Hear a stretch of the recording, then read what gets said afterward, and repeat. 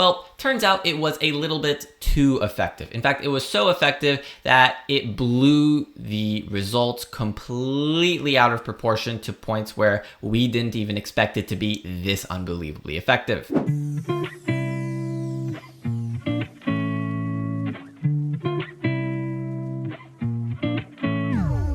Did you know that Harvard came out with a study about carnivore in 2020? Now, this study in particular had 2,000 participants, and even though it wasn't very well controlled, it still did find some absolutely shocking results to p-values which are clearly not p-hacked, and you could see some amazing results. I mean, it is absolutely out of this world. Now, first, the reason why a lot of these participants even chose to do this carnivore study in the first place was because they were really interested in losing weight and they wanted to lose weight. So the real question is, did they lose the weight and how effective was it? Well, turns out it was a little bit too effective. In fact, it was so effective that it blew the results completely out of proportion to points where we didn't even expect it to be this unbelievably effective. Not only did they actually lose weight, they ended up losing way more things. And just to name a few, they ended up losing the hunger cravings that they had. They had way more energy.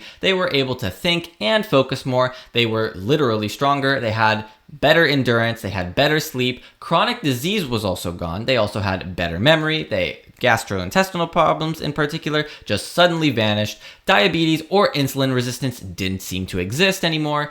Hypertension vanished as well. Urologic problems didn't exist, which is basically meaning like related to peeing and stuff.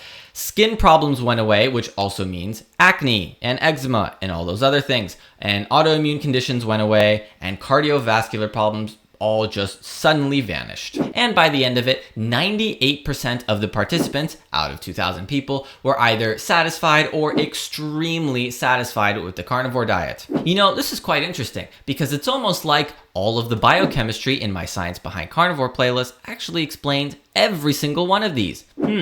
Isn't that a little bit strange? Turns out biochemistry is actually a pretty good way of knowing. But the problem is it doesn't actually stop there. And the real problem isn't the study itself, it's more so the people and the vested interests who suddenly did a little bit of backstabbing and they turned their back on it and said, oops.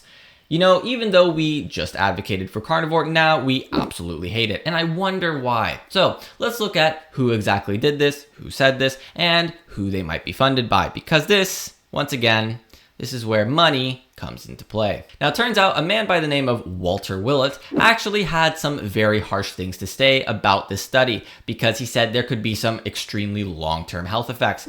And Mr. Walter Willett is a very well-known and renowned epidemiology person. Now, we're going to be looking at Mr. Walter Willett's claims, and we're going to see if he, in particular, actually has any real evidence or any real biochemistry understanding to say these things one way or another, and if they even make any sense in the first place. So the first thing he says is fiber is absolutely essential and people will not get enough fiber on the carnivore diet. Now, we already actually know that all these gastrointestinal problems in the first place are actually caused by fiber. Yes, you heard that right. And if you're really interested in the study, you can see just about everybody who increased their fiber intake actually increased all of their gastrointestinal problems. And suddenly, when fiber was removed from the diet, well, would you look at that? All of those gastrointestinal problems didn't even exist. Not even one person out of that study had a single gastrointestinal problem. That means no anal bleeding. That means no constipation. That means no bloating. That means no stomach cramps. You name it. They didn't have a single problem. So maybe Mr. Willett doesn't know his stuff on this one. So let's hear his next claim. The next thing in particular that Mr. Willett says is absolutely essential is antioxidants, and we will be missing out on some key antioxidants that plants have. Now let's address this claim in particular. First, we already know what the purposes of antioxidants are. Antioxidants are really important when you are damaging your cells over and over again. And this can come from a myriad of ways, but one thing in particular they all have in common is that reactive oxygen species. Now, we already know that unless you're going through glucose oxidation in particular, which means you're eating a lot of carbohydrate, then you will not have this problem. However, people on carnivore, they don't eat basically carbohydrate. They eat fat and meat. And this fat and meat, this does not have carbohydrate in it. So they will not need these exorbitantly high amounts of antioxidants. Now, not only that, if he took a little bit of biochemistry in terms of the plant area, then he would know why these plants are actually producing these reactive oxygen species. It's because they have the rubisco enzyme, and rubisco is very, very inefficient. And because of that, the plant is actually killing itself over and over and over again. So the plant needs to protect itself from itself. And the way it does this is with these antioxidants. Now, just to name some antioxidants in particular, these antioxidants that we get from plants primarily could be vitamin E or vitamin C. Now, it turns out vitamin C is actually in meat, and this also includes vitamin E as well. So very interesting, because he says there are some absolutely essential ones which we can only get from plants, and yet we can also get them from meat. So maybe that claim isn't quite well known either. Should do his research a little more. Now let's hear his next argument. In particular, animal products have high amounts of saturated fat and cholesterol. Well, that's great. Oh, that's right, I forgot. Okay, well, turns out that our understanding of saturated fat and cholesterol, more specifically the bought out science in the 70s, was actually completely false. And yes, you've heard that right. Cholesterol, take a guess what that's useful for. Hey, if you're a man and you're low on testosterone, where do you get your testosterone from? Cholesterol. What about women? You have PMS pain, you have maybe PCOS, any sort of these mood swings during the whole menstrual cycle as well. Take a guess where that's comes from. A lack of cholesterol. Yes, that's right. Now, this comes from a lot of things, and just to name some of the hormones that it is absolutely essential in, it is essential in producing DHT and testosterone, which are both androgens. It is also essential in producing estrone, estradiol, and estriol, which are the three estrogens. It is also essential in producing aldosterone, which is very important in regulating blood pressure. It is also important in producing allopregnanolone, which is really important in regulating mood swings. It is also important in corticosterone and cortisol, which, yes, so hopefully you can see that this claim on cholesterol being unhealthy doesn't seem to make much sense, because it seems as if our bodies really, really need a lot of cholesterol because we need to be producing these hormones. And the only way that we really get a lot of this cholesterol from in adequate amounts is from, yes, that's right, eating the fatty part of the meat.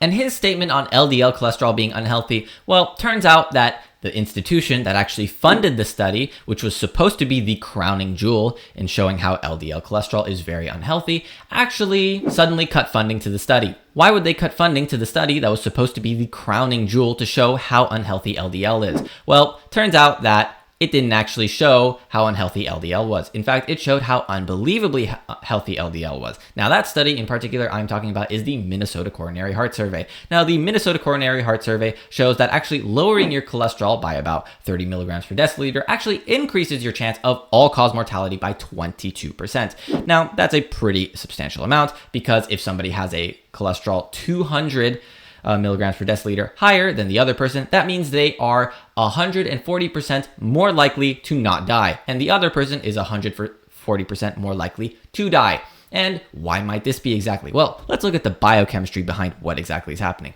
We already know that LDL in particular is very, very important. More specifically, LDL is the carrier lipoprotein for cholesterol. Yes, that's right. And you remember how unbelievably important cholesterol is? Well, turns out that if you don't have enough cholesterol and your body doesn't have enough cholesterol, problems can really start to occur. Who would have thought? Now, if you're really interested in seeing where the money goes, I recommend you check out my video on why the rich don't want you to eat meat. Because yes, this is exactly where this comes from. If you really want to follow the money and you really want to see where the money goes, you'll find out that it is a little bit sickening. So anyways, that hopefully should clarify some things. And real quick, just to say again, the exact same people who funded the study that said, hey, cholesterol is good for you, also funded the study that said, hey, cholesterol is bad for you. The only difference is one of them was published, and the other one was only published 45 years later because they didn't get the results that they liked, so they quickly took the funding away from the study. Just remember, money really does speak. You know, I wonder if Mr. Willett has any more valid points. It doesn't actually look like Mr. Willett has any valid points. Okay, well, that's good to know.